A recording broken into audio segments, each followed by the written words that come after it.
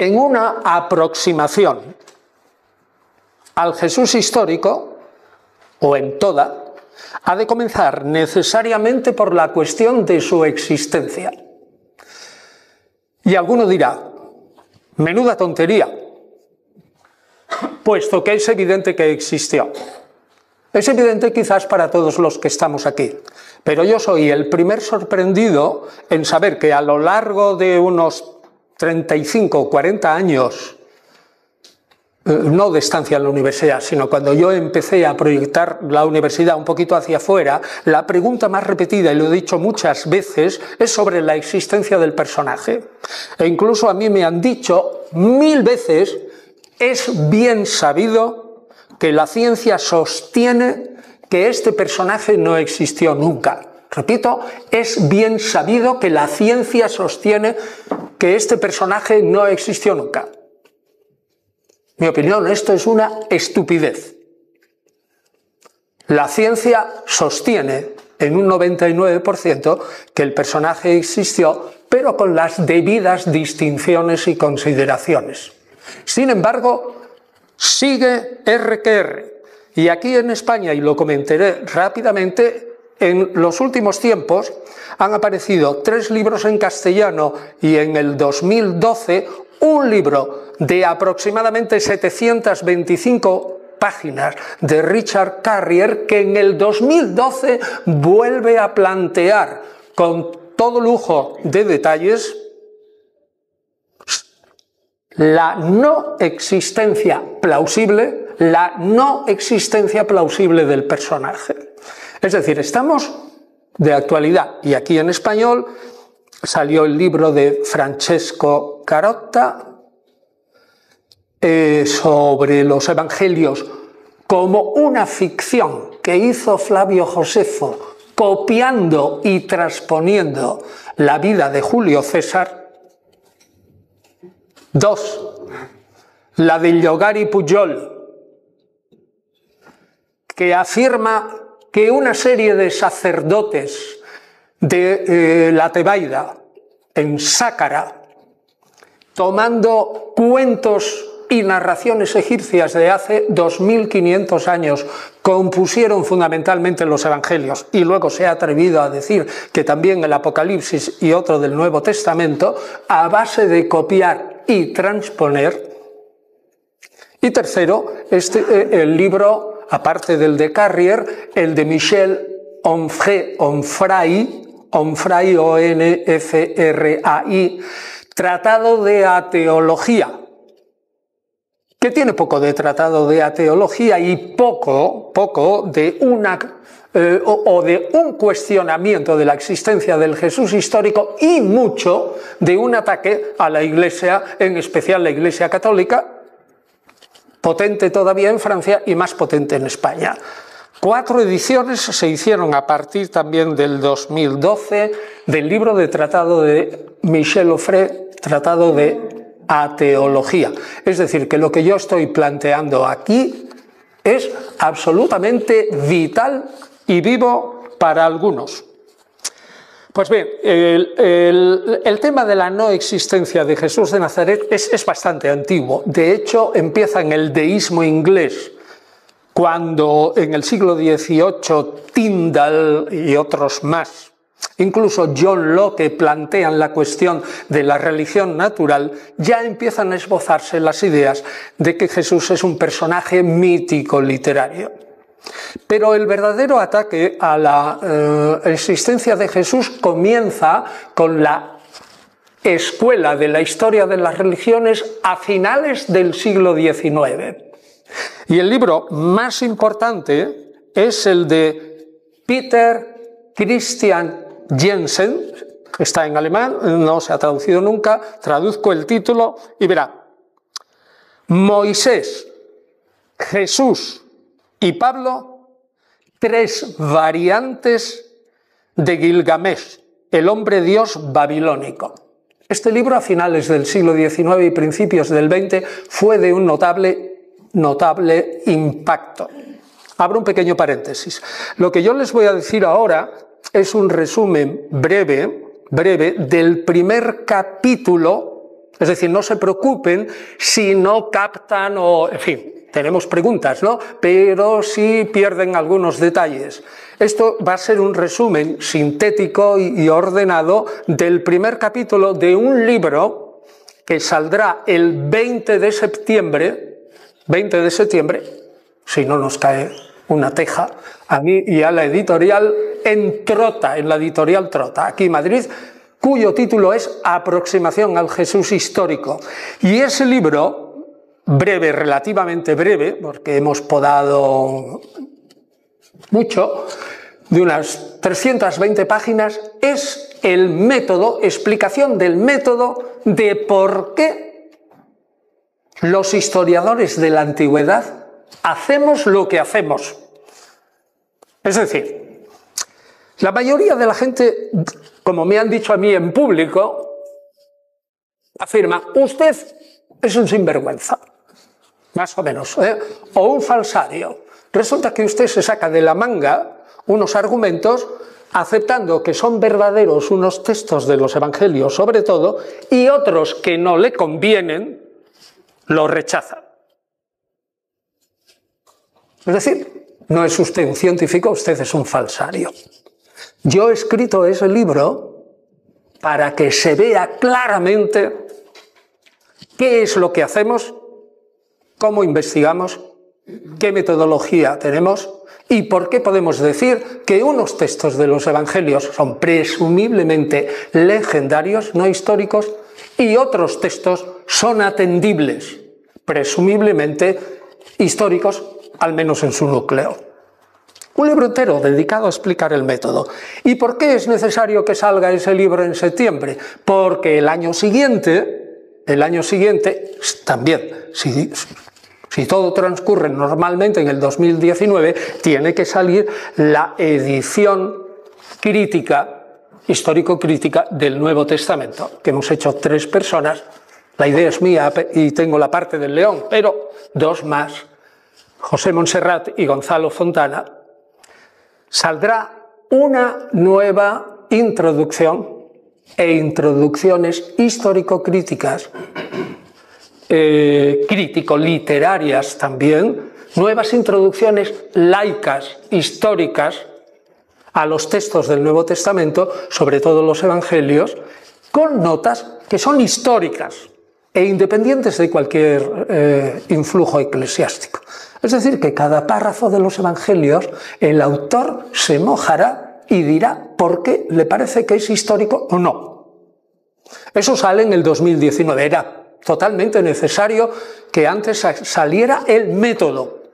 El método es esa aproximación al Jesús histórico y lo que yo estoy exponiendo es exactamente el primer capítulo sobre la existencia de Jesús de Nazaret. Así que no se preocupen si esto es demasiado sintético y no digo nada más que, digamos, que un guión. Bueno, pues como ven ustedes aquí, lo que hace la historia de las religiones es comparar a la figura de Gilgamesh, que si yo tuviera tiempo se lo explicaría, y verán cómo es coger el rábano, pero no por donde hay que cogerlo, sino por una hojita muy delgada, e imaginarse que la historia de Moisés, de Jesús y de Pablo, no es nada más que un invento hecho por los evangelistas sobre la falsilla de Gilgamesh.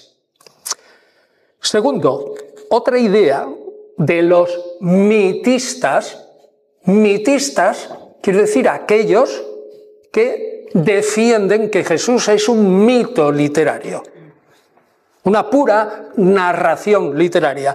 Otra idea de los mitistas es decir que el nacimiento de la figura de Jesús se debe a un anhelo colectivo de una primera comunidad de judíos del siglo I, absolutamente proletarios miserables, con una ansia de liberación tremenda del Imperio Romano, y esos proletarios, con todo el trasfondo que tienen, que son pobres, son ebionim, los pobres. Esos se inventan la figura de Jesús simplemente como un líder revolucionario que les libere de la tiranía de Roma. Por lo tanto, los 4 evangelios serían una construcción de tipo literario promovida y creada por las meras circunstancias sociales. Es decir, del mismo modo que un proletario marxista puede inventarse la liberación, que sería la lucha de clases, y algún líder que dirija esa lucha de clases, y el cielo, que será la nueva sociedad no capitalista y bla, bla, bla, del mismo modo, las mismas circunstancias socioeconómicas, esto es teoría marxista de la historia, generaron en un proletariado miserable judío la figura de Jesús, que es puramente mítica. Otra línea, yo solo voy por las líneas, ya lo explico más en el capítulo, otra línea es afirmar que existía en el judaísmo previo a Jesús una figura de una divinidad solar encarnada en un mito del pueblo hebreo. Ese mito sería Josué. Josué es el sucesor de Moisés, es el que lleva a los proletarios también judíos a la tierra prometida, no Moisés, y saben ustedes que ante Jericó uno de los fenómenos maravillosos que hizo este Josué fue detener el sol. Josué es una divinidad solar. Esa divinidad solar existe en ciertas ramas de judíos marginales antes de Cristo. Y Jesús, Yehoshua, no es más que otra forma, Jesús en griego, de Josué. Es decir, Josué y Jesús son la misma persona. Por lo tanto, Jesús no es más que la encarnación en el siglo I de una divinidad solar antigua que es Josué, movida también por las ansias de gente que quiere tener, digamos, una salvación asegurada gracias a esa divinidad solar. Y en concreto, esto verían que los mitos solares de ámbito griego y de ámbito persa o de ámbito egipcio se aplican a Jesús. Por ejemplo, los mitos, repito que son solo líneas básicas, yo no estoy argumentando demasiado, sino dando las líneas de argumentación. Así que este Josué sería la concretización antes de Jesús, y Jesús se superpone a Josué, de mitos como el de Adonis, Osiris, Dioniso Baco, Mitra, Asclepio, Krishna y otras divinidades propias de un círculo que es agrícola solar. Por ejemplo, el entierro de Cristo en una oquedad, en una cueva, está tomado de la religión mitraica. Los 12 discípulos son los 12 signos del zodíaco. El sermón de la montaña, pues es asimismo un síntoma del carácter solar de Jesús, pues predica sobre una montaña que es el pilar del mundo. Moisés es otro dios solar que dio también las leyes en una montaña. El tránsito de Osiris a Jesús era muy fácil porque Jesús se transforma en una figura mítica que, al igual que Osiris, será el que juzga a los vivos y sobre todo a los muertos, etc. Otra línea es que el cristianismo primitivo, aparte de la figura de Josué, no tiene pruebas suficientes en el Nuevo Testamento y en todo el entorno de la literatura del nacimiento de Jesús, no tiene pruebas suficientes como para ser considerada una entidad histórica. Así dice: Moisés es una entidad mítica, Josué es una entidad mítica, y el primero que predica a Jesús como divinidad que es Pablo, no tiene ni idea, afirman, de la vida histórica de Jesús. Es decir, Pablo no sabe nada de un presunto Jesús de la historia, no hay datos en sus cartas sobre un presunto Jesús de la historia. Luego Pablo es un mero inventor del personaje Jesús. Otro argumento: como son judíos los que inventan a Jesús, tienen en el Antiguo Testamento suficientes elementos de figuras anteriores para remodelar una nueva figura. No tienen nada más que fijarse, aparte de Josué y Moisés, no tienen más que fijarse, por ejemplo, en Elías, Eliseo y la vida de los profetas.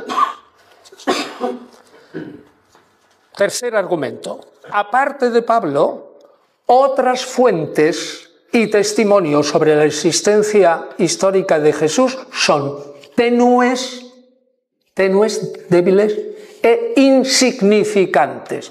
Es decir, no hay testimonios fuera de los evangelios hasta bien entrado, llamémosle finales del siglo I, Flavio Josefo, y principios del segundo, Tácito, y un poco más metido en el segundo, quizás Suetonio, no hay testimonios históricos de la existencia del personaje. Cuarto argumento: elementos teológicos fundamentales en el mito de Jesús como ungido están tomados claramente de otras religiones.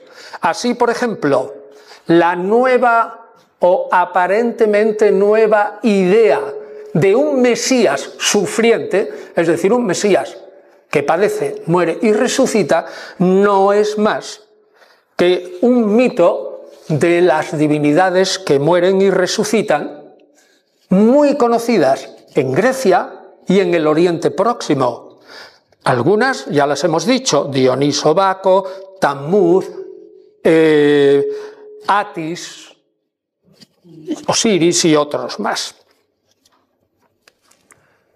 Quinto, muchos detalles de la vida de Jesús, como el nacimiento del héroe prodigioso, son copias de otros nacimientos prodigiosos de héroes, tanto griegos como semíticos, que empiezan ya, pongamos, como poco, desde Platón, desde Pitágoras antes, 2 siglos antes, y continúa hasta el nacimiento prodigioso de Alejandro Magno o de Augusto. Total, en una palabra, que no hay argumentos racionales suficientes para defender la existencia de Jesús. El último, vamos a poner el penúltimo, Onfray. Voy a detenerme en Onfray y en Carrier, los dos últimos, en torno al 2012 los dos, es decir, hace 5 años o 6. Onfray, voy a dejar a Carrier para el final porque salió un poquitito. Ya verán cómo repite exactamente las mismas ideas.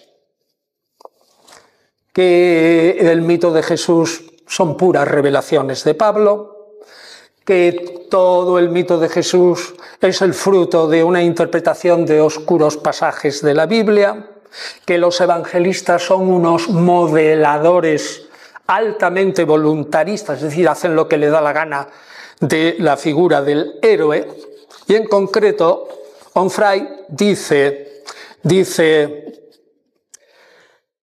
entre los judíos piadosos, la inmensa mayoría del pueblo, hay un ambiente religioso exaltado en el siglo I que anhela la liberación nacional. Es lo mismo, lo que ya les he dicho. Y este ansia liberalizadora, después de Herodes el Grande y hasta el año 70, que acaba la Primera Guerra Judía, genera muchos mesías.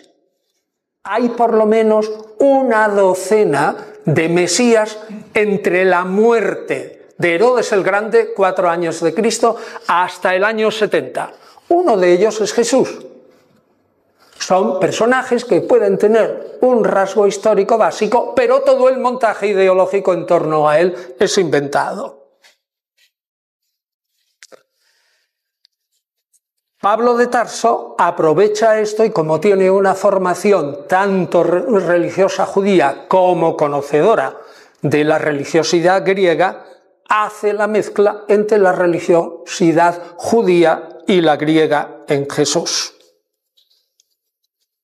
El verdadero creador fue un portento llamado Marcos. Ese cogió todas las ideas de Pablo y otras más e inventó el Evangelio que hoy lleva su nombre, que es falso desde el principio hasta el final. Pero tuvo tanto éxito que todos los autores del Nuevo Testamento le siguieron también desde el principio hasta el final. Bueno, no les voy a cansar más, porque con eso de las divinidades solares, la toma de noticias del Antiguo Testamento, toma de transposiciones como la de Julio César o de mitos egipcios, la asunción de temas de la religiosidad griega, ustedes lo meten en una coctelera, lo agitan bien y toda esa idea de Jesús como un mito que en el fondo es una divinidad solar o una divinidad que muere y resucita, es decir, una divinidad del ciclo agrícola, lo encontrarán en sustancia en todos los críticos con quizás el punto de vista novedoso de Carrier, cuyo libro es deslumbrante al principio porque dice: voy a emplear un método nuevo, voy a coger todos los argumentos para la existencia de Jesús y le voy a dar una posibilidad estadística. Le voy a dar una posibilidad estadística de verosimilitud. Y empieza a examinar todos los argumentos en pro de la existencia de Jesús en 700 páginas y le da una posibilidad estadística de verosimilitud. Y llega al final y dice: la posibilidad estadística de verosimilitud de la existencia de Jesús es aproximadamente el 0,0012%. Luego Jesús no existió. En fin. Estas son las ideas, yo no me voy a detener más. Ahora, mi construcción será netamente positiva. Una vez que he visto todos estos argumentos, lo que voy a hacer es plantearme cómo un filólogo y un historiador hoy día puede defender, si es que es defendible, la existencia histórica de Jesús. ¿Y cómo puede defenderla? Pues en primer lugar, haciendo ver a la gente que existe en esta cuestión un malentendido básico. Repito, primera cuestión, disolver un malentendido básico. ¿Cuál es el malentendido básico? Que explicaré luego un poco más detenidamente, porque ahora les voy a dar los puntos de argumentación. El malentendido básico, se lo adelanto ya, es que la gente que dice que Jesús de Nazaret no existió nunca, está confundiendo Jesús de Nazaret con Jesucristo o el Cristo celestial. Y son dos cosas totalmente distintas. O sea que punto uno, que veremos, tenemos que disolver un malentendimiento básico. Segundo, tenemos que valorar de nuevo las fuentes externas a propósito de la existencia histórica de Jesús, como son una carta de un filósofo estoico del 70 que se llama Mara Bar Sarapión, dos textos de Flavio Josefo, un texto de Tácito en los Anales y un texto de Suetonio mucho más tardío en su vida de los 12 Césares, en concreto en la vida de Claudio. Así que primero, disolver el malentendido básico. Segundo, volver a analizar los testimonios externos y tercero, y para mí importantísimo, analizar críticamente los evangelios de tal modo que lleguemos a la conclusión de que hacer caso a los evangelios en cuanto a la existencia de Jesús de Nazaret, no de Jesucristo, es muchísimo más económico desde el punto de vista histórico, es decir, mucho más fácil, es la hipótesis más razonable, porque los evangelios, y esto es lo nuevo, mi aportación nueva, que es solamente una página prácticamente en este libro, y es la idea que la crítica interna de los evangelios nos lleva a la noción de que los evangelios y el resto del Nuevo Testamento son infalsificables. Repito, el gran argumento es: los evangelios, tal como están, son infalsificables con cualquier hipótesis, y por lo tanto tenemos que extraer de ellos algo, no podemos rechazar. Bueno, una vez que tenemos esto, y antes de disolver el malentendido básico, unas preguntas fundamentales a los mitistas, a ver si son capaces de resolverlas. Preguntas básicas para empezar. Primero,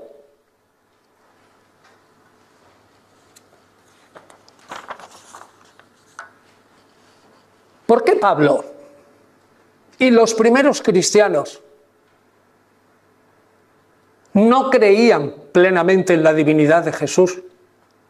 ¿Y por qué nos dibujan un Jesús que es medio hombre y medio divino, sin jamás aclarar por qué es divino? ¿Por qué no escribieron si lo que estaban es fundando e inventando una figura mítica que es divina, que es lo importante, y por eso es mítica? ¿Por qué no lo pintaron así desde el principio? Porque el análisis tanto de Pablo como de los evangelios y como del Nuevo Testamento nos indica una renuencia inmensa a llamar a Jesús Dios. No existen más que 7 pasajes en todo el Nuevo Testamento, 7 que digan directamente que Jesús es Dios. Solo 7. Y el número de veces que sale la palabra Dios en el Nuevo Testamento es 1320 y tantas. Solo 7. ¿Por qué? Si están inventando el mito de un Dios, hombre, no lo dicen más claro. Segunda pregunta. Si el Dios de Jesús, tal como aparece en los textos míticos de los evangelios, si el Dios de Jesús es el Dios de Israel, ¿para qué inventar una divinidad nueva? Pues tendrían que haber dicho que Jesús es Yahvé encarnado y se acabó. No hacía falta inventar una divinidad nueva. Punto. 3. ¿Les parece razonable pensar que gentes de Roma toman a unos judíos e inventan una figura de un liberador Dios, pero pacífico, tal como aparece en los evangelios? Jesús es pacífico, no lucha contra los romanos ni nada de eso. Repito, ¿es razonable pensar que gentes de Roma toman a unos pobres judíos para que ellos, los de Roma por detrás, pero los judíos por arriba, inventen a un personaje pacífico de tal modo que se presente como un líder pacífico y haga remitir la altísima temperatura antirromana que había en el siglo I en Judea? Repito el argumento. ¿Es razonable pensar que un personaje como Jesús, al que no conocieron totalmente los judíos y que tampoco tuvo tanta influencia en la masa de los judíos, porque Jesús fracasó, según dicen los evangelios, ahí está, ¿no? El mito evangélico, pero Jesús fracasó, no convenció a mucha gente y por eso lo traicionan y lo matan. Es razonable que unos romanos tomen a unos judíos y se inventen a un Jesús pacífico para utilizarlo como freno al deseo revolucionario que tienen los judíos de la época. Yo veo que es un argumento debilísimo y traído por los pelos. Y sin embargo, eso es lo que dicen algunos. Otros. El Jesús, el Dios Jesús, dicen ustedes que es una divinidad de misterios. Y yo les pregunto, la divinidad de misterios no es una divinidad cerrada, oculta, misteriosa, solamente para unos pocos. Tengan en cuenta que es el negocio de la salvación, los cultos de misterio, solo para unos pocos. Si se pone en público el culto de misterio, pues pierde su sentido porque puede acceder todo el mundo y se hunde el negocio de la salvación.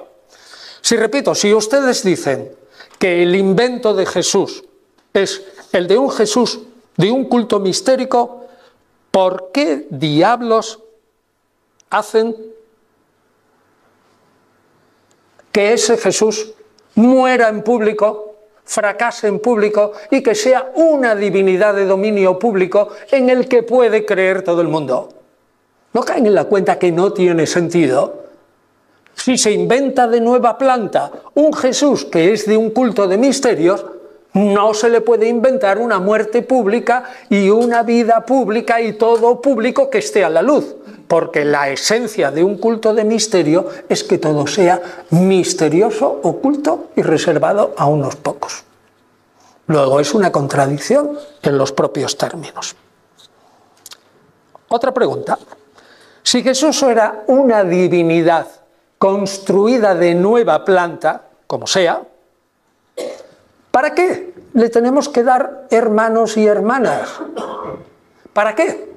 Como dice Marcos 6:3, que tiene hermanos y hermanas y pone los nombres.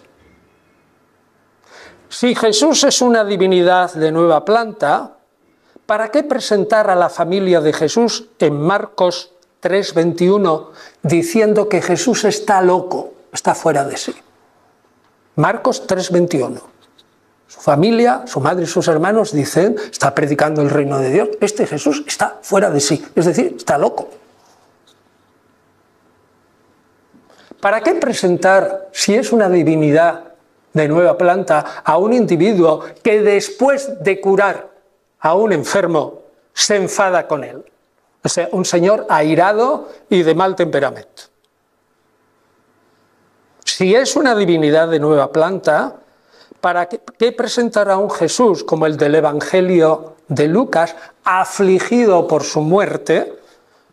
Presentarlo a un público griego que tiene en la cabeza la idea de Sócrates, que tiene una muerte heroica y maravillosa, y van a presentar a esta nueva divinidad sudando sangre porque le van a coger y le van a empalar en la cruz. Tiene poco sentido. ¿Por qué, si es una divinidad de nuevo cuño que viene a traer la salvación, por qué se le hace decir en los evangelios que desconoce el día y la hora en la que se va a realizar esa salvación? Marcos 13:32.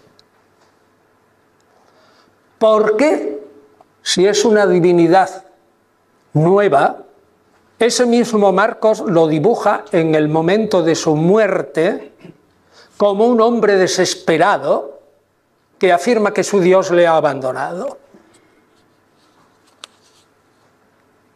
Si es una divinidad de nuevo cuño que trae la salvación, ¿por qué presentarlo a un individuo que es amigo solamente de la oración y de la predicación, pero desprecia totalmente el trabajo, el dinero y la familia, que es lo único que puede constituir una sociedad?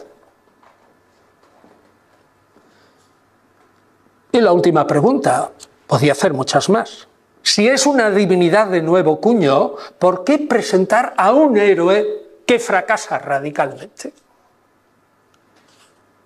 No tiene sentido. A estas preguntas tendrían que responder los mististas antes de lanzarse a inventar todas esas teorías desde finales del siglo XIX. Ahora vayamos al malentendido básico. El malentendido básico subyacente es que si ustedes estudian los evangelios, claramente, a poco que cojan un bolígrafo y un papel, a poco que lo hagan detenidamente, encontrarán que en los evangelios hay dos figuras o dos referentes nítidamente distintos. Uno es un personaje judío, Jesús, hijo de José, Yehoshua ben Yosef, o en hebreo, o Bar Yosef en arameo. Ese es un personaje clarísimo, lo pintan absolutamente claro como un hombre, tal como lo he dicho, en esas dificultades. Mas por otra parte, pintan a un señor a quien ya se le llama Kyrios, es decir, Señor absoluto, igual que Yahvé, que hace milagros contra la naturaleza igual que Yahvé, es decir, es capaz de calmar al gran enemigo de los judíos, el enemigo mítico que es el mar, el viento y las olas. Un prodigioso sanador, 45 milagros de sanación y cientos y cientos y cientos de sanaciones. Sin embargo, ese personaje no consigue la fe en Galilea, la fe a su mensaje, y se tiene que ir a Jerusalén después de gritar, tal como dice Lucas 10, 13, por ahí cito de memoria, pero más o menos por ahí, cuando dice: ay de ti, Corazín, ay de ti, Betsaida, ay de ti, Cafarnaún. Si en el juicio que viene a ti te vamos a tratar mucho peor que a Sodoma y a Gomorra y te vas a hundir en los infiernos. Es decir, este hombre está proclamando que en Galilea tuvo un fracaso total y que se tuvo que ir a Jerusalén. Ese es un hombre totalmente humano. Esa figura está pensando en un humilde trabajador, un carpintero o maestro albañil, me da igual, no tengo por qué dudar. Un aficionado al estudio de las Escrituras, una especie de rabino, todavía no hay los rabinos que nosotros nos imaginamos ahora, pero sí se les llama rabí, es decir, mi grande. Rabí es mi grande, mi personaje. Bueno, y la mujer también le puede decir a su marido rabí, que es decir, mi grande también, mi esposo excelso. Bueno, eso es normal. Un individuo dotado como orador, un sanador, un exorcista, que hay otras figuras judías de la época. Por lo menos señala dos: Getza Hermes, que es Rabí Hanan, que era un milagrero, y sobre todo uno, Rabí Joní, que hacía círculos, que se enfrentaba a Dios. Cuentan dos veces la repetición del milagro. Rabí Joní era un sanador, pero también se enfrenta a Dios y le dice: oye, que no estás dando la lluvia conveniente a Israel, ahora me siento aquí, trazo un círculo y no salgo de este círculo, me muero de hambre y de sed hasta que tú no envíes la lluvia. Y Dios va y cede. Es decir, rabinos que son muy parecidos, exorcistas, sanadores, expertos en la Escritura. Hay otros, no muchos, por ahí 2 o 3 en la época. Mientras que cuando se habla de un Cristo celestial se está pensando en un hijo real, fíjense, físico, óntico, esencial, algo no judío. Un judío jamás se puede imaginar que el Hijo de Dios, es real, físico. El Hijo de Dios en todo el Antiguo Testamento es un hijo adoptado por Dios como un personaje especial, y se le llama hijo especialísimo, pero es una suerte de adopción. ¿Y a quién se adopta? Pues al rey. ¿A quién se adopta? Al excelso profeta o al sumo sacerdote y alguno que otro. Pero nada más, no un hijo físico, que según el Evangelio de Juan, óntico, que es la palabra que desciende y se encarna en Jesús de Nazaret. Eso es otro personaje. Eso es otro personaje. Por tanto, el historiador y cualquier persona no tiene inconveniente ninguno en aceptar, como acepta, por ejemplo, la existencia de Gilel, del que no se dice que haga milagros. Pero ustedes saben que este Gilel, un rabino en pocos años anterior a Jesús, este señor, que es uno de los grandes fundadores del judaísmo, este señor era zapatero. Que era un zapatero y que quitaba horas del sueño para estudiar la Biblia y que luego venía la gente a preguntarle cosas de la Biblia y tal, pero era un zapatero. Es decir, hay otras figuras. No, el historiador, si separa nítidamente al Cristo celestial del Jesús de Nazaret, ¿qué dificultades tiene en aceptar que un carpintero sea como Gilel, que hace milagros como Rabí Hanán, o sanaciones como 1000 otros en la época? Sanaciones se hacen ahora, Hoy día se hacen sanaciones imponiendo la mano. ¿Qué dificultad tiene un historiador si hace la conveniente separación en aceptar la existencia histórica de un personaje que, como muchos otros, más tarde será idealizado y elevado, exaltado al cielo y, en último término, divinizado? No tienen ninguna dificultad. Y si se niega a aceptarlo, tiene que machacar, como veremos luego, un montón de textos antiguos. Si se niega a aceptarlo, fíjese lo que digo. Jesús de Nazaret, no Jesucristo. Si se niega a aceptarlo, aquel que lo niega está machacando toda la posibilidad de construir en historia antigua cualquier verdad mínimamente fiable. Como aplique ese método negativo, absolutamente negativo, a los textos y no admita a ese personaje, ese señor no construirá ni la existencia de Augusto, prácticamente. Bueno, es un poco exagerado, ¿no? Ni la de Julio César, no puede. Este es el malentendido básico.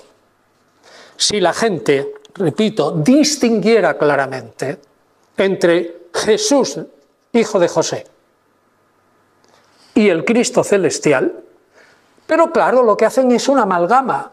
Y como piensan en Jesucristo, que es la amalgama de un ser real, la unión, más una entidad teológica. ¿Y qué es una entidad teológica? Una entidad de la mente humana. Dios no hace teología. Dios es el objeto de la teología. Toda teología es un producto de la mente humana. Entonces, cuando alguien mezcla un personaje real, un humilde carpintero, como Gilel, zapatero, y mezcla una noción teológica y dice, Jesucristo no existió nunca, pero en vez de decir Jesucristo, dice Jesús de Nazaret, comete un enorme error metodológico.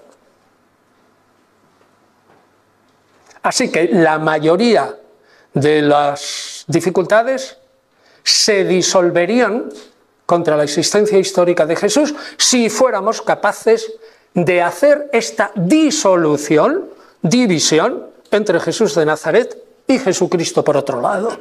Si a mí me pregunta ahora mismo todo el consejo cardenalicio y todos los obispos, oiga, ¿Jesús de Nazaret existió?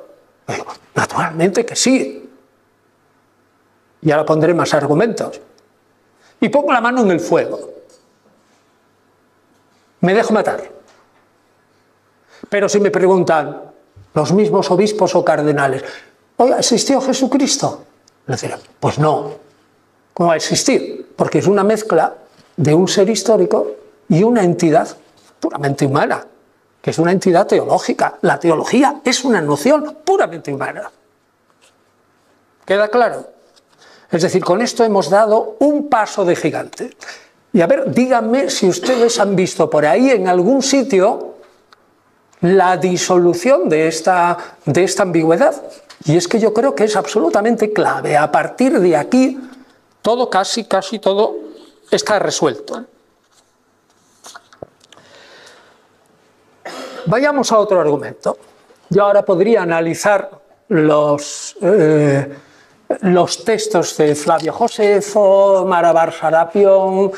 Eso se lo dejo porque Javier Alonso ha sido el que, por medio de Raíces, ha editado conmigo un curso de verano de la Universidad Complutense que se llama ¿Existió Jesús realmente? El Jesús de la Historia Debate, y resulta que ahí tienen ustedes todos los textos analizados. Yo no voy a perder mucho tiempo, pero sí voy a fijarme en un texto que casi nadie analiza, de Josefo. Voy a los fundamentos. Josefo, Flavio Josefo, historiador judío, que muere en torno al 100, o por lo menos desaparece en torno al 100, escribe en sus Antigüedades de los Judíos, en torno al 95, dos textos que habla de Jesús. Dos. Uno, bueno, los dos es en el libro 18, uno es en el 64 al 68, párrafo 64 al 68, y otro es en el párrafo 200. Voy a empezar por el último, que es más pequeño. En Antigüedades de los Judíos, un judío como Flavio Josefo, a quien le importa un comino Jesús,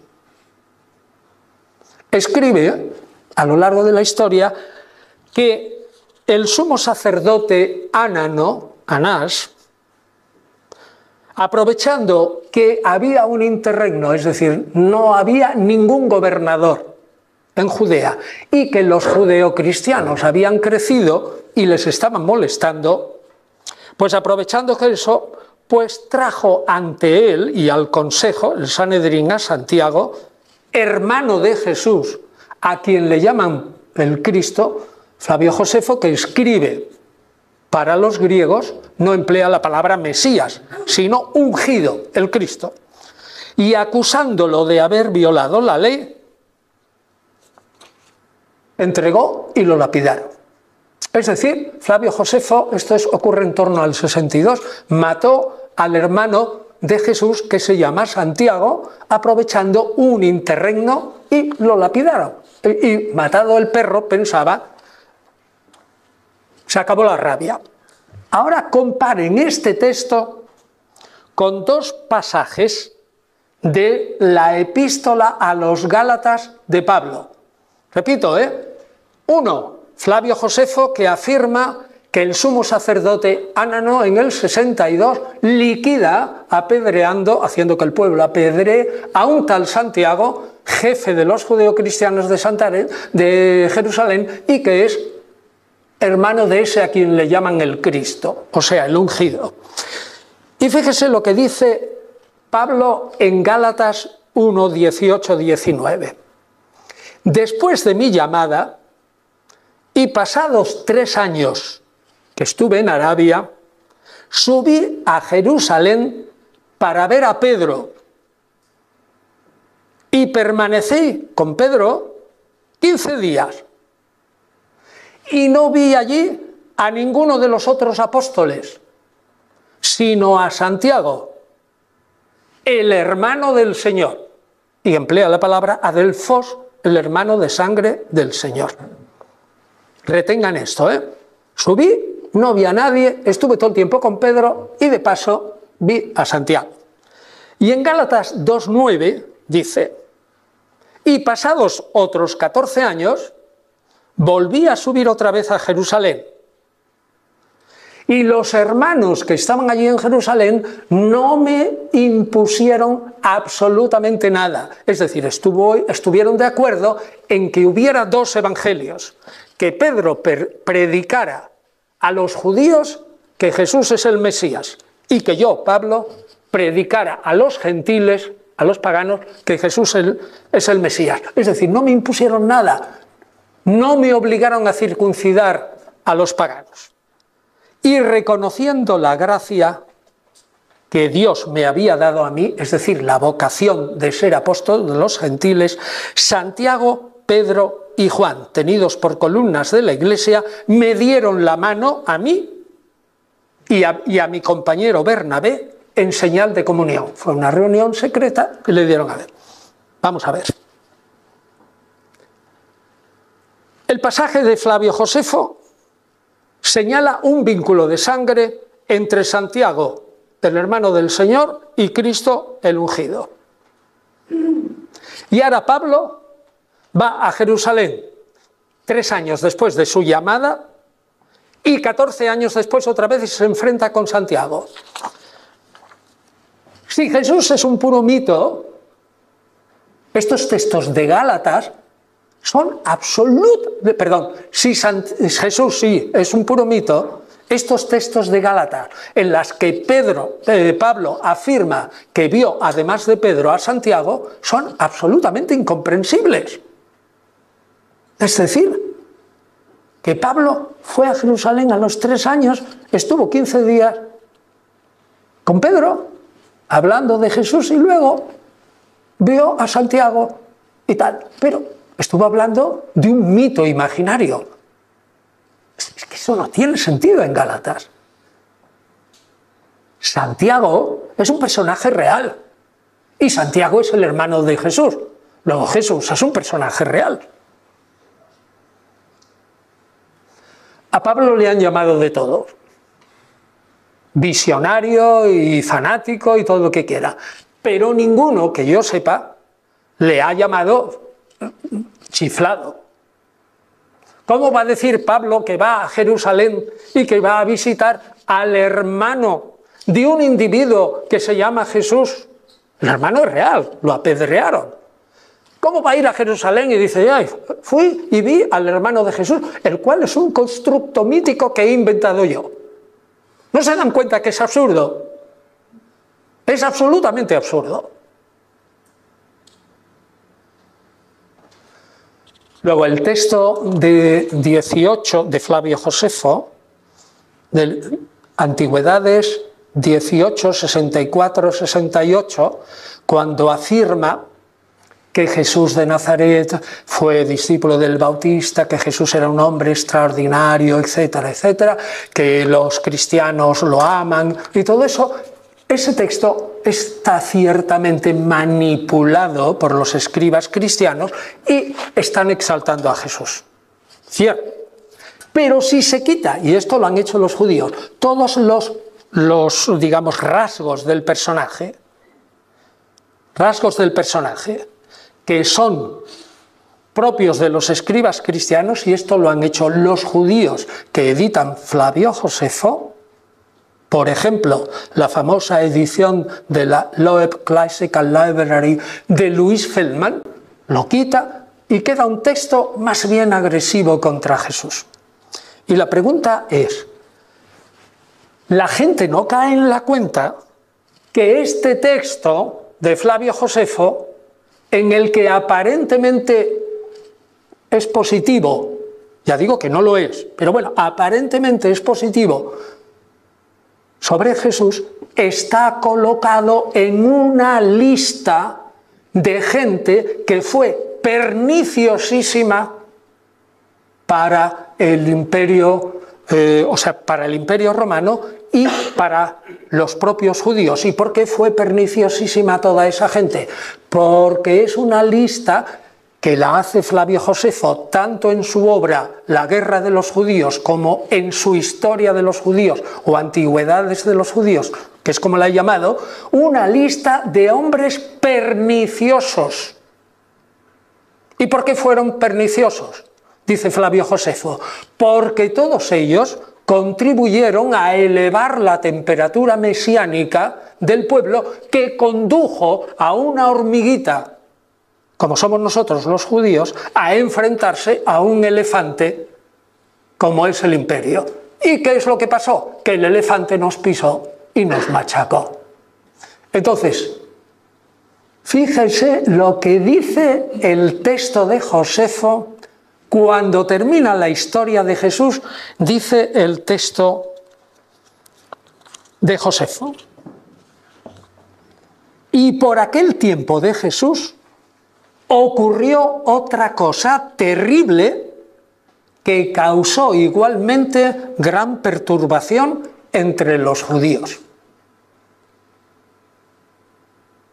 ¿Va a haber algún escriba cristiano que en una lista de hombres perniciosos haga escribir a Josefo una laudatio de Jesús? No. Josefo habla de Jesús como un personaje pernicioso, al igual que los demás para el pueblo judío, porque le llevó a la guerra con su enfrentamiento a Roma. Luego el texto de Josefo, en el 95, es otro argumento directísimo en pro de la existencia de Jesús. Y por último, el argumento de la infalsificabilidad de los evangelios. Los evangelios son infalsificables. Esto tenemos que detenernos un poquito. Nosotros sabemos, los historiadores de la literatura y de la historia, que un análisis hecho desde 1768 hasta hoy, es decir, 250 años o más, por críticos independientes, nos ha llevado a la conclusión, con una paladina evidencia, que los 4 evangelios fueron compuestos a base de muchos pequeños relatos, de colecciones independientes de dichos de Jesús, de colecciones independientes de milagros, de colecciones independientes de anécdotas y de parábolas. Es muy posible que esto ocurriera poco tiempo después de Jesús, como diremos en la clase final de esta jornada, poco tiempo después de la muerte de Jesús, quizás un par de años, y que se prolongara hasta aproximadamente el año 71 o 72 o 73 que escribe Marcos. Es decir, repito el argumento, fíjense que es muy importante. La historia antigua, la crítica literaria, la crítica independiente desde 1768 ha llegado a la paladina evidencia que el Evangelio de Marcos y los demás evangelios han sido construidos a base de pequeños relatos previos, anteriores, o relatos grandes, como el relato de la Pasión, pero sobre todo pequeños relatos, colecciones independientes de dichos, parábolas, anécdotas o hechos importantes de Jesús como sanaciones. Y la pregunta ¿es posible imaginar que en el año 71, 72 o 73, como dice Onfray, Marcos invente de nuevo cuño el mito literario de Jesús, basándose solamente en que Pablo había tenido ciertas revelaciones? ¿Es posible eso? ¿Es posible que Marcos haya inventado toda esa colección que se ha ido formando? Y eso lo dice la historia antigua, desde aproximadamente, sí, Jesús murió en el año 30, o en el 33, me da igual, a partir del año 32 o del 35. Esa cantidad de colecciones independientes de su padre y de su madre, ¿eso lo pudo haber inventado Marcos en el año 71? Es absolutamente imposible. Es absolutamente imposible. Marcos explica perfectamente por qué él recogió todos esos pequeños relatos, anécdotas, cuerpos de dichos, sanaciones, etcétera, y milagros generales, y los juntó en una biografía. Pero pensar, como dice el Onfray de las narices, que en el año 71, 72 y 73 Marcos se inventa de nuevo cuño a base de las revelaciones de Pablo, eso es sencillamente ignorar. Y todo esto de los inventos nacen de no haberse pasado 4 o 5 o 10 años estudiando los evangelios. Porque se puede estudiar los evangelios y ser un individuo absolutamente agnóstico, increyente, como soy yo, como son los ponentes y como son algunos de los que están aquí. Nosotros somos agnósticos. Y nos importa lo mismo 8 que 80. Vamos buscando solamente una verdad histórica. No es posible que Marcos falsifique eso. Imposible. Abundando en lo mismo. Si ustedes toman ahora un libro que existe en castellano, que es una sinopsis de los evangelios. Qué lástima, me he dejado el libro en Bayona, pero bueno, se lo imaginan. Es un libro así de grande, no muy gordo, que al abrir una página, la página está dividida en 4 columnas. ¿Vale? Cada columna es un evangelio. Marcos, Mateo, Lucas y Juan. Y cuando hay un pasaje que tiene uno solo, las 3 columnas están vacías. Cuando hay un pasaje que aparece en 2 evangelios, aparecen 2 columnas y las otras vacías. Y cuando hay un pasaje que aparece en los 4, pues aparecen los 4. Y se repite el orden, o sea, va siguiendo el orden de Marcos, luego sigue el orden de Mateo y el orden de Lucas, es decir, que sale algunos pasajes varias veces para quien vaya estudiando Marcos pueda ir viendo en la parte de arriba Marcos 1, 2, 3 y a las 30 páginas Marcos 4 porque no tiene nada de lo que tiene en otro y va viendo y se le ponen los paralelos otra vez. Es decir, la sinopsis repite. Pero entonces cojamos una de esas páginas en la que hay 4 columnas y analicemos esas 4 columnas. Si Marcos dice una cosa, una palabra, y los otros 3 no la tienen, esa línea está en blanco en las 3 columnas. Si Marcos, abajo, que es el primero, ¿no? Estoy estudiando Marcos, tiene 0 palabras y los demás tienen una frase, pues Marco aparece en blanco y en los demás aparece la frase. Pero si ustedes analizan, es una contradicción a veces, exageración de unos de otros, como unos se corrigen a otros, cómo falta en uno una cosa, cómo falta en otro otra cosa, cómo pasajes enteros están ausentes. ¿Cómo diablos 4, 5 o 6 sacerdotes en Sácara se reúnen, son sacerdotes egipcios, para componer de nuevo cuño los evangelios, basándose en textos egipcios de hace 2500 años? Quien diga eso es porque no tiene ni la menor idea, ni ha visto en su vida, ni ha estudiado jamás los evangelios. Ni idea. Es una ignorancia absoluta. Esa página es imposible de falsificar. Ni los 4 evangelios, donde cada uno son absolutamente contradictorios entre sí. Eso es imposible. Eso es infalsificable. Porque cada evangelio tiene un montón de contradicciones, un montón de enmiendas, y un montón de textos que no tienen otros, y noticias que no tienen los demás, y tradiciones que son contradictorias. Si eso fuera de nuevo cuño, jamás saldría esa página de la sinopsis, que es meramente física, es decir, que está con todos los huecos y con todas las diferencias. Así que el individuo que estudia a fondo la sinopsis, ni se le pasará por la cabeza negar la existencia histórica de Jesús de Nazaret, porque ese documento que tiene delante, que son 4, son infalsificables. Es infinitamente más sencillo la hipótesis que defendemos quienes estamos aquí y otros. Hay un personaje histórico que tiene la suerte de encontrar a un Pablo, que es un genio religioso, que empieza, junto con otros judeocristianos, como muchos autores de la antigüedad, empieza el proceso de exaltación del héroe del que se están ocupando, que es Jesús, que además es el Mesías y encima me trae la salvación. Y lo voy exaltando y lo voy idealizando.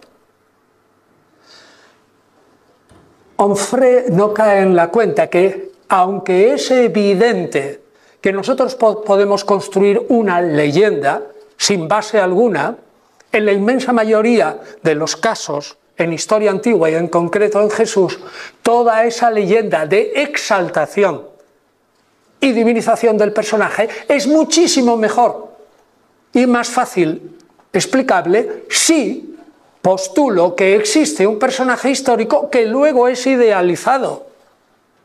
No que me invento la idealización sin ninguna base histórica. Eso es imposible.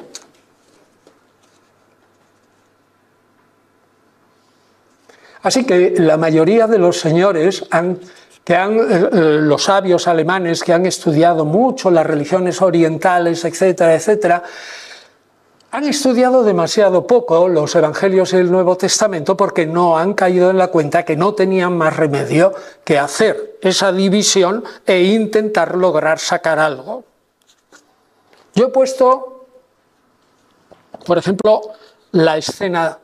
Voy a poner el último ejemplo y termino.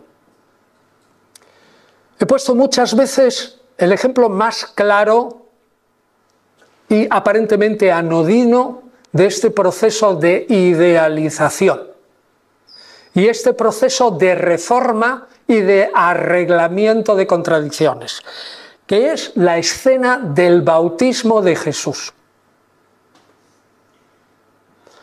El bautismo de Jesús aparece en Marcos 1, 9, 11 y es brevísimo. Y fue bautizado por Juan, se rasgan los cielos y aparece el Espíritu en forma de paloma y dice: tú eres mi hijo en quien me he complacido. Y otros manuscritos añaden: hoy te he engendrado. Es decir, es una escena muy sencilla que uno puede creer o no creer, que se rasguen los cielos, baje el Espíritu y tal, pero simplemente dice que Jesús fue bautizado. ¿Sabe qué pasó a la Iglesia? Pues le pasó a la Iglesia inmediatamente, pero inmediatamente, en cuanto leyeron esa historia en Marcos, que pensaron los demás: bueno, si Jesús era un ser sin pecado, si es un ser sin pecado, ¿por qué es el enviado por Dios? ¿Por qué es el Mesías? ¿Por qué es el Hijo de Dios? Etcétera, etcétera, etcétera. ¿Cómo pudo haber ido a aceptar un bautismo de manos de Juan que era para la remisión de los pecados? E inmediatamente todos los cristianos pensaron, una de dos: bueno, aquí no nos escapamos. O este Señor, Jesús, a quien nosotros estamos adorando ya, era un pecador, pero no lo dijo, y por eso se fue allí a recibir el bautismo, o bien era un teatrero, fingió que recibía un bautismo para la remisión de los pecados y él no tenía pecado ninguno. Eso es un problema tremebundo. Bueno, pues ese problema tremebundo se arregla en los siguientes evangelistas modificando el relato de Marcos, modificando un relato previo. Voy al argumento de que no se cuajó la historia como un mito, como un bloque, no, sino que fue procediendo por partes. Y así que Marcos, cuando dice esto, y entonces resulta que Mateo va y dice: entonces aparece Jesús, que viene de Galilea al Jordán, para ser bautizado por él. Pero Juan Bautista trataba de impedírselo.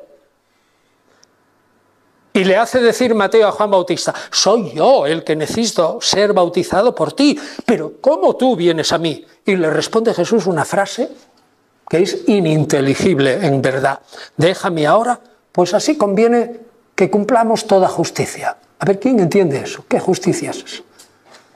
Pero ya lo ha arreglado. Ya lo arregló. Y luego viene Lucas. Y Lucas lo arregla sibilinamente. ¿Y sabe lo que hace? Primero presenta la historia de Juan Bautista y cómo lo mata Herodes. Y luego, cuando ya Juan Bautista está muerto, y dice: Y cuando todo el pueblo estaba bautizado, bautizado también Jesús, y puesto en oración, se abrió el cielo y se acabó. Este individuo se escapa. Y luego viene Juan y ese sí que lo arregla del todo. ¿Sabes cuál es la manera de arreglarlo? Pues se omite el bautismo y se acabó. Y entonces, ¿qué hace Juan? Pues un Juan que los otros evangelios lo presentan como ignorante de si Jesús es el Mesías o no, en Mateo 11 o 7, bueno, es igual, 11, que le envía a Juan Bautista unos discípulos y le dicen a Jesús: oye Jesús, ¿tú eres el Mesías o tenemos que esperar a otro? ¿Tú eres el que va a venir o tenemos que esperar a otro? Este señor no tenía ni idea, Juan Bautista, si Jesús era el Mesías o no. Pues aparece en el Evangelio de Juan, de repente está Juan Bautista con unos discípulos, pasa Jesús a 50 metros y dice: he aquí el Cordero de Dios que quita los pecados del mundo. Es decir, no solo lo conoce, no solo sabe que es el Mesías, sino que encima tiene toda la teología de Pablo. Ese personaje que habla, ese Juan Bautista, tiene toda la teología de Pablo de la muerte en cruz como redención y la eliminación de los pecados del mundo, etc. Vamos a ver, esa historia del bautismo está compuesta de un bloque e inventada como un mito. Es imposible. Esa historia mete uno la pata, que es Marcos, avisando que, en fin, que es verdad, yo no puedo negar, Jesús se bautizó, y todos los demás caen en la cuenta y dicen: arreglémoslo. Es evidente que eso se está componiendo en bloques durante años. Por tanto, ¿qué concluye un individuo que tenga dos dedos de frente? El bautismo de Jesús y su trascendencia es un hecho histórico, y tan histórico que los evangelistas, aunque no le convenía, no tuvieron más remedio que constatarlo. Y segundo, si el bautismo, y como es otro, fuera algo totalmente construido, los evangelistas no habrían hecho ninguna diferenciación entre sí y o bien hubieran construido un bautismo ideal desde el principio, pero no el bautismo tal como se presenta. Podría seguir con muchos ejemplos exactamente igual, solamente los enumero. Por ejemplo, la idea de que la Iglesia que aparece en el Nuevo Testamento es totalmente distinta de unos autores a otros, de Pablo a los seguidores de Pablo.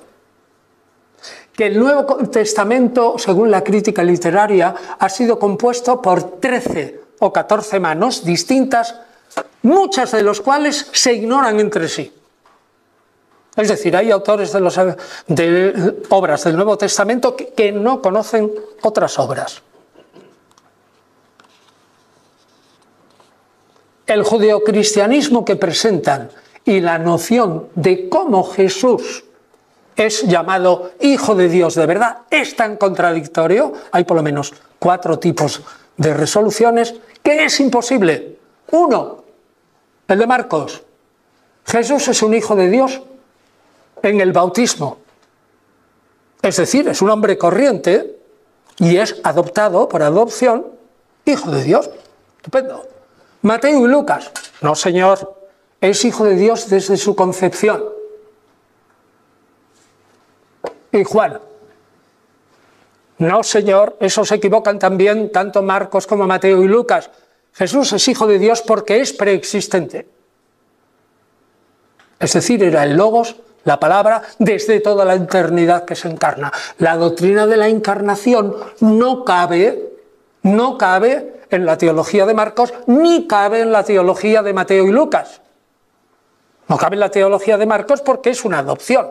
No cabe en la teología de Mateo y Lucas porque Jesús es hijo de Dios en el momento de su concepción. Y la teología de la adopción y eso no cabe en el Evangelio de Juan porque Jesús es preexistente. Y lo de Pablo es mucho más complicado.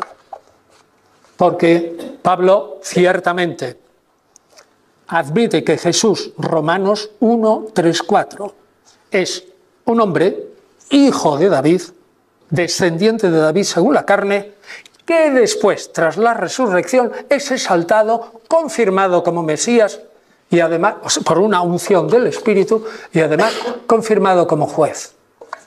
¿Cómo diablos se va a componer eso tan contradictorio, tan tremendamente contradictorio?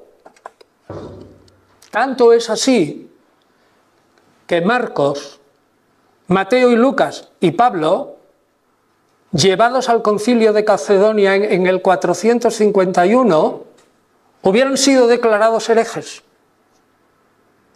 Claramente herejes. ¿Cómo se van a componer los evangelios y todo el Nuevo Testamento? Como dice un cierto señor en el año 325, bajo la égida de Constantino. ¡Qué ignorancia!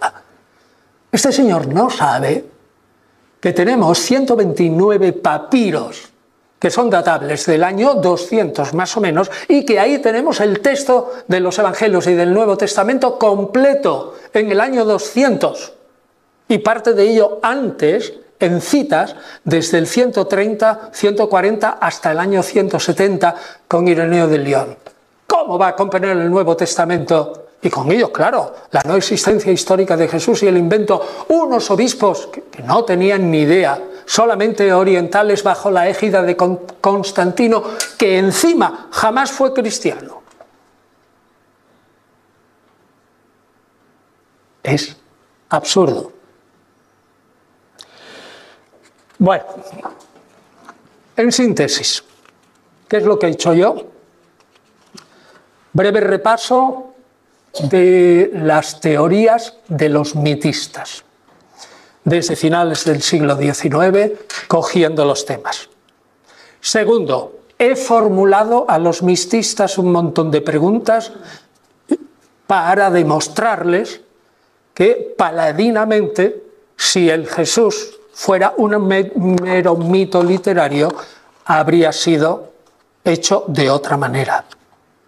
Tercero, he demostrado que al menos en Flavio Josefo, unido los textos de Flavio Josefo con los de Gálatas, son absurdos del todo si nos imaginamos a un Pablo chifado que va a ver a un Santiago que es el hermano de un personaje mítico construido literariamente, que es absurdo. Y por último, he intentado demostrar que los evangelios, y por ende también el Nuevo Testamento, es infalsificable. Solución. Admitamos que Jesús de Nazaret existió, que es un rabino fracasado, que es un doctor de la ley, que es un sanador, y que luego, como otros personajes de la antigüedad, fue exaltado, superexaltado, sufre una apoteosis y al final una divinización, que dura el proceso de la divinización unos 420 años y no se concluye hasta el concilio de Calcedonia en el 451. ¿Cómo puede ser eso un puro mito literario? Quien lo afirme es un ignorante. He dicho.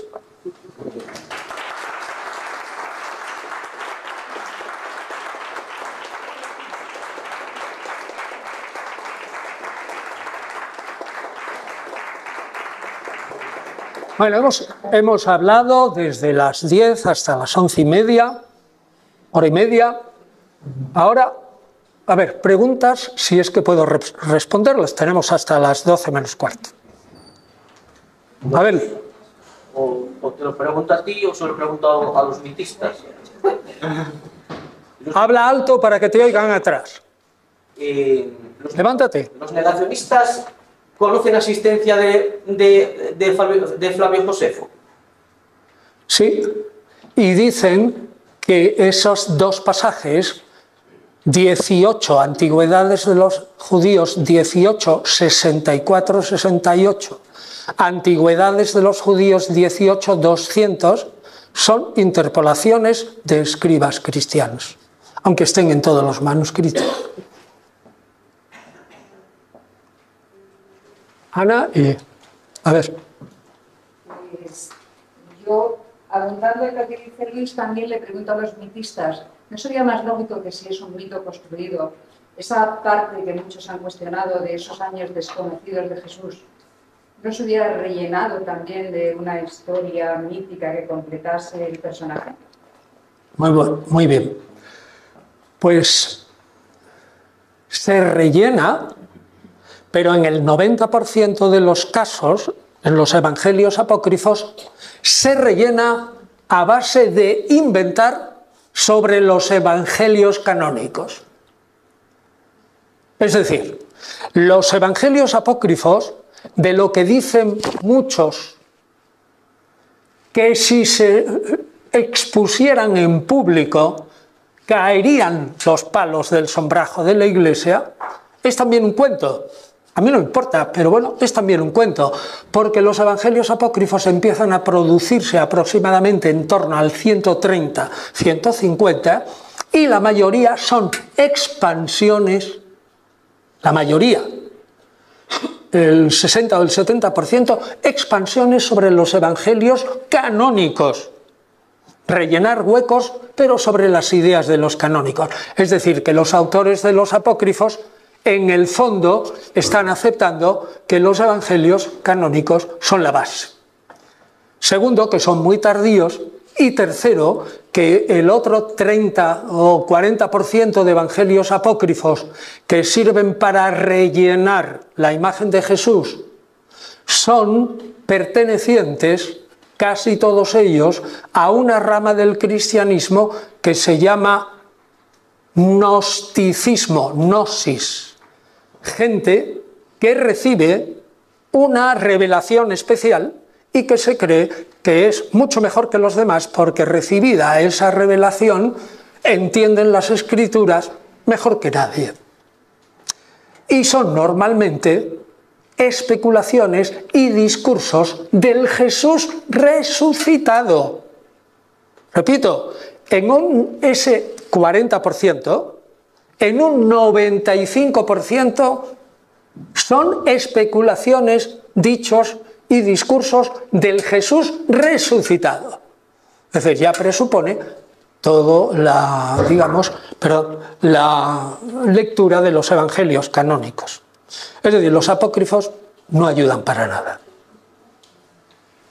Yo le quería preguntar, no ha comentado nada porque no estaba en su discurso de hoy, pero en el tema de cuando Jesús desaparece, asciende a los cielos, la resurrección, entre la resurrección y la ascensión de Jesús hay muy poco espacio para enseñar a los discípulos, tanto más que eran más catetos que ni sé, entonces los tiene que iluminar porque si no, no entraba ahí nada en esas cabezas.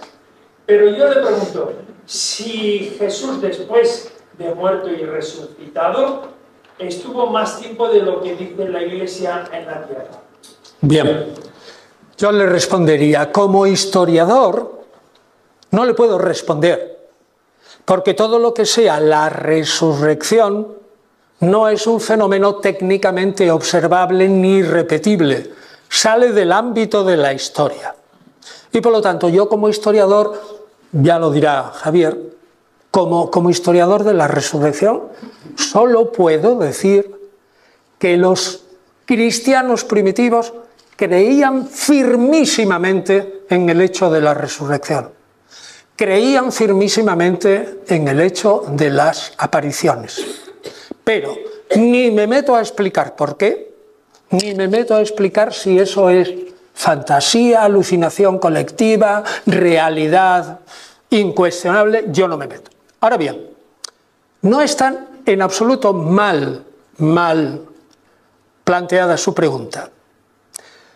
En el Evangelio de Lucas el tiempo que está Jesús, capítulo 24 al final, Jesús en la tierra es en Jerusalén y 24 horas, muy comprimidas.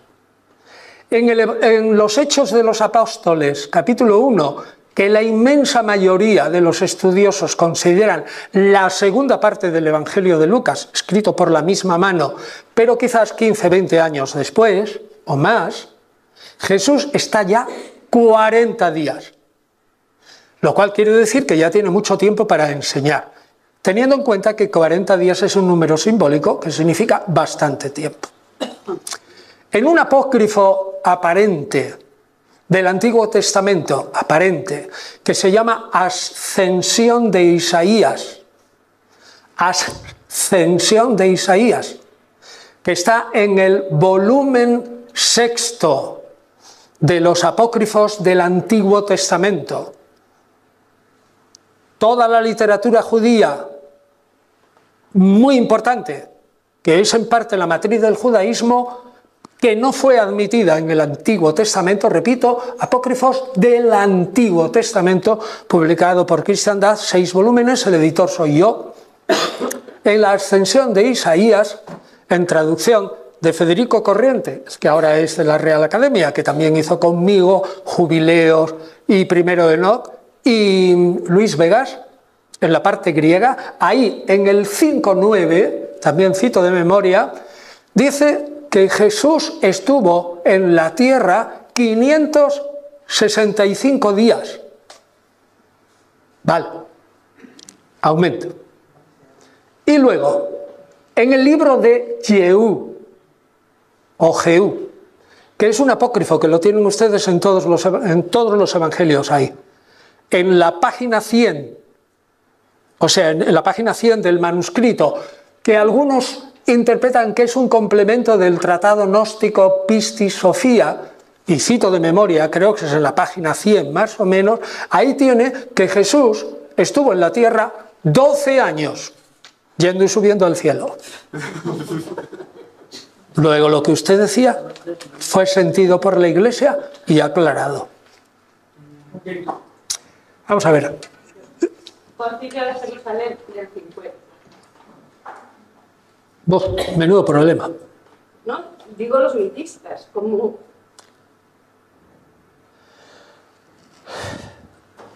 Saltan por encima de eso. Una vez que... Vamos a ver, el mito, según los mitistas, se construye a toda velocidad.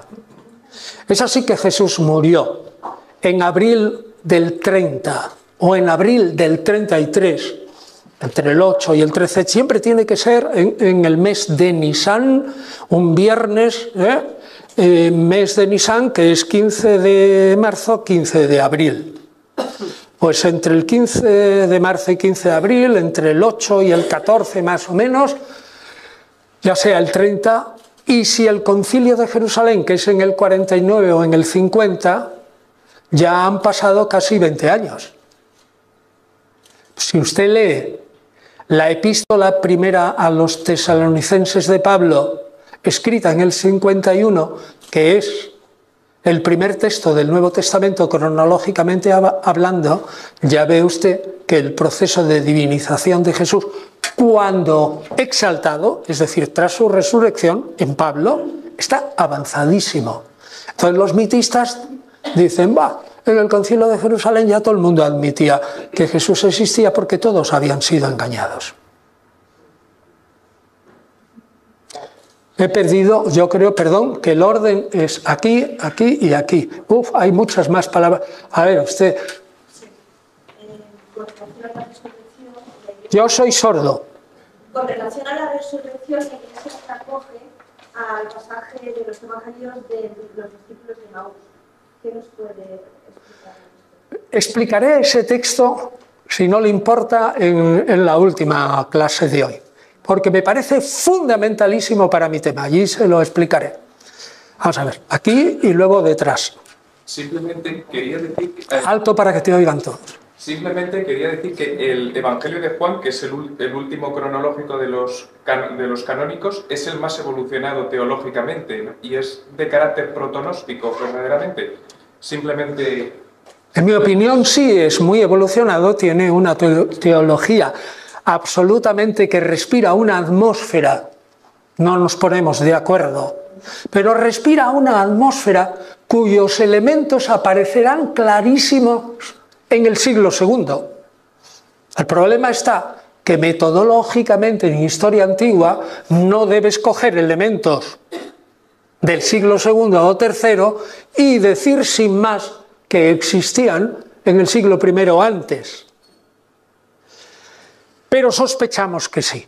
Y sospechamos que sí, y lo hacemos continuamente con textos de los rabinos que son incluso de los siglos V, VI y VII, y sospechamos, o del comienzo de la colección de sentencias de rabinos que comentan la Biblia, que es de entre el 200 y el 220, la misma, sospechamos que muchas cosas son de la época de Jesús o incluso antes.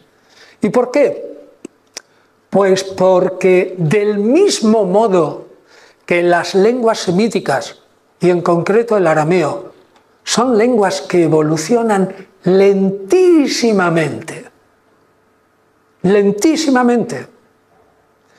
el arameo de la inscripción de Mesa, el rey Mesa, siglo VII o VIII antes de Cristo, analizado es casi igual que el arameo del siglo V o VI después de Cristo.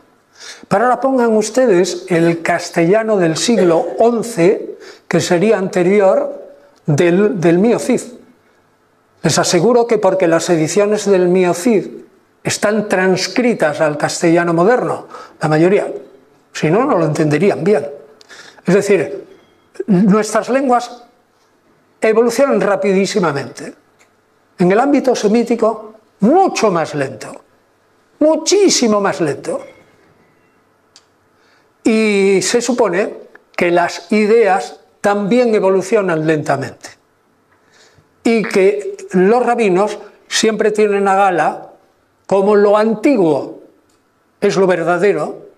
Eso es un signo de las religiones antiguas. Lo antiguo es lo verdadero, no lo nuevo, no lo novedoso. Pues los rabinos siempre tenían inmenso interés en hacer que sus sentencias fueran explicación de alguna sentencia antigua.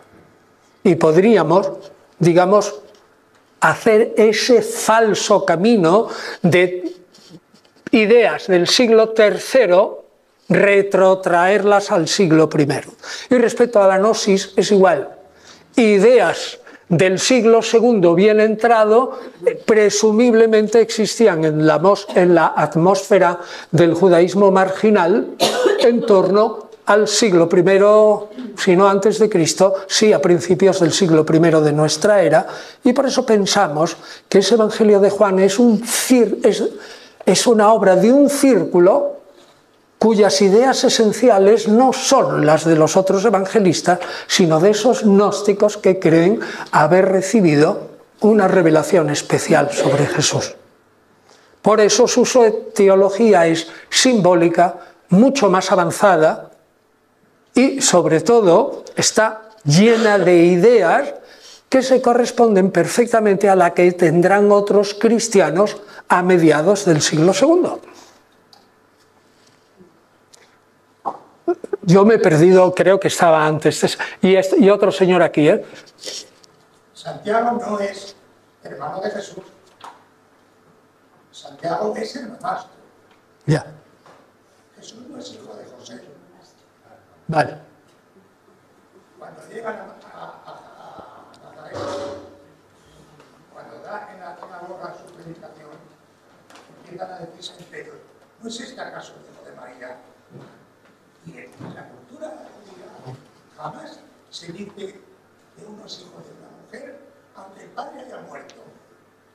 Y ellos saben que no es hijo del Espíritu Santo. A cualquiera que hubiera dicho eso, lo hubieran despeñado como trataron de despeñarlo a él. Como quiere decir que hay un padre físico real. En los antiguos escritos hablan de pantera, un soldado romano. Todo eso desaparece como especie de locura. Claro, que nos lleguen escritos de tiempos aquellos pasa como con Celso. Y si sabemos algo de Celso es porque le contradice el maestro de San Agustín, Orígenes, contra Celso. Si no de Celso no hubiéramos leído nada. De manera que aquí hay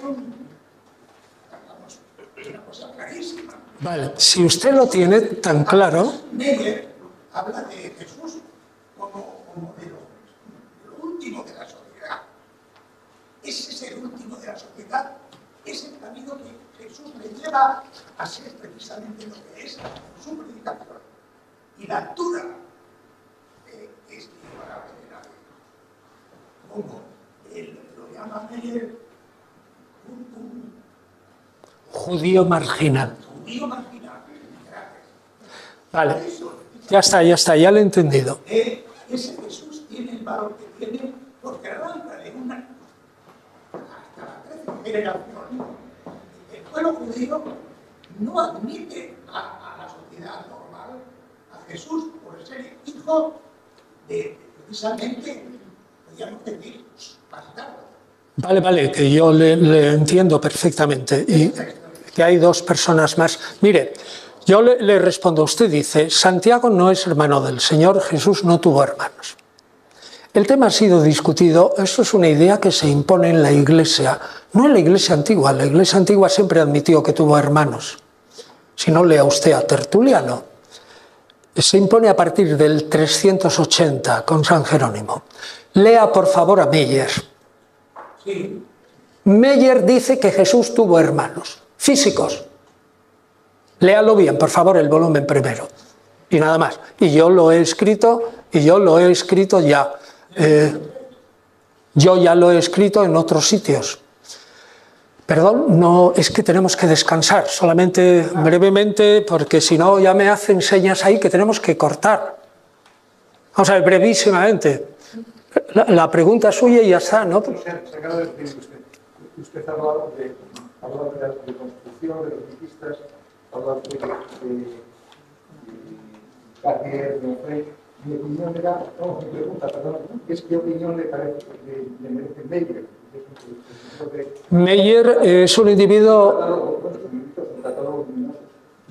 Bien, yo tengo todos los libros de Meyer, los he leído, y en la aproximación al Jesús histórico, en las 200 páginas eliminadas para otro libro, hay una larguísima crítica de Meyer, pero es muy positiva en líneas generales. Estimo que es un hito en la, digamos, en la historiografía católica, porque lleva, digamos, de una manera tan rígida los criterios de historicidad, que en algunos momentos está bordeando la aparente herejía, en concreto, por ejemplo, con los hermanos de Jesús, y en el último volumen, que es el volumen quinto, pero que es el cuarto, ¿no? Porque el segundo tiene 2 volúmenes, ahí niega la posibilidad de afirmar que la inmensa mayoría, el 95% de las palabras de Jesús, sean rigurosamente históricas, y solo admite 3 o 4.